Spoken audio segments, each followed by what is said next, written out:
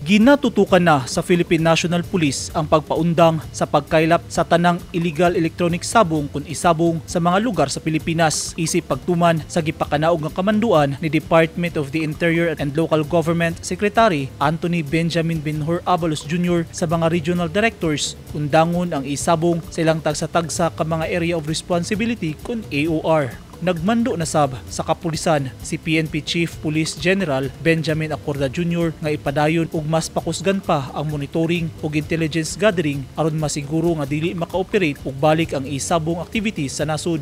Sa datos sa PNP Crime Incident Reporting and Analysis System as of August 17, 2023, 1,245 ka mga individual ang naaresto sa komprehensibong anti-illegal gambling operation sa nationwide crackdown batok isabong nga gihimo gikan Hulyo 1, 2022 hangtod Agosto 15, 2023. Pinaagi sa collaborative efforts sa nagkadayang police regional offices ug national support units sa tibuok nasud. Diin 437 ka mga kaso niini ang naduso sa prosecution's office, 808 ang direktang na-file sa korte ug 322 ang convicted nga akusado. Sa Davao Region, padayon ang police operations batok sa mga smugglers ug operators ingon man pag-neutralize sa mga sabungan magigamit alang sa mga isabong operations.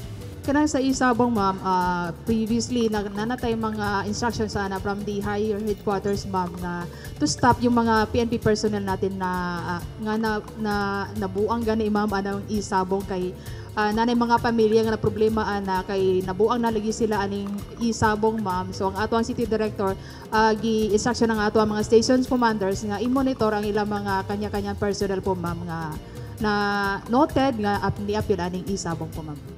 Sa Davao City, hugot gihapon ang implementasyon, cyber patrolling, inventory sa mga sabungan, istriktong implementation sa cockfighting law ug intelligence operations.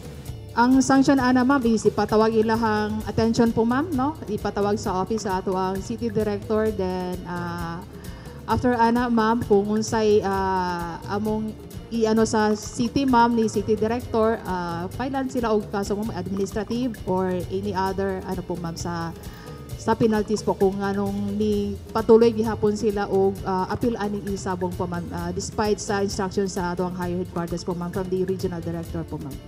Naghimo na og monitoring ug intelligence gathering ang DCPO sa ilang mga sakop kung aduna bay nalambigit sa isabong. Wala pa hinuoy nasakpan ang DCPO nga mga pulis nga naadik sa isabong. Gipasalig sa kapulisan nga mapahamtangan og kaso ang bisan kinsa man nga individual nga masikop nga malambigit sa isabong, mapa-ordinaryong tawo man o sakop sa mga law enforcement agencies.